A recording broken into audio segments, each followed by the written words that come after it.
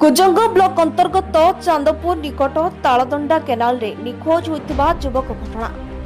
ଦୀର୍ଘ 3 ଘଣ୍ଟା ଖୋଜାଖୋଜି କରିବା ପରେ ମିଳିଲା ନିଖୋଜ ଯୁବକଙ୍କ ମୃତଦେହ। ସ୍ଥାନୀୟ ଯୁବକଙ୍କ ଦ୍ୱାରା ଉଦ୍ଧାର କରାଯାଇଥିବା ସୂଚନା। ମୃତ ଯୁବକ ପଙ୍କପାଳ ଗ୍ରାମର 23 ବର୍ଷୀୟ ନବୀନ ପରିଡ଼ା ବୋଲି ଜଣାପଡ଼ିଛି।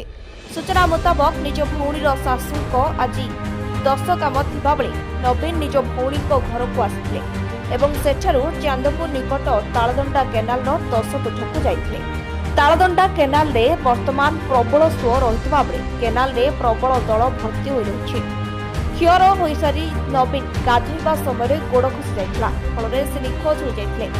ଖବର ପାଇ କୁଜଙ୍ଗ ଅଗ୍ନିଶମ ବିଭାଗ ଓଡ୍ରାଫ ଟିମ୍ ଓ ସ୍ଥାନୀୟ ଲୋକଙ୍କ ସହାୟତାରେ ଦଳ ଚାଲିବା ସହିତ ଖୋଜାଖୋଜି ଜାରି ରଖିଥିଲେ।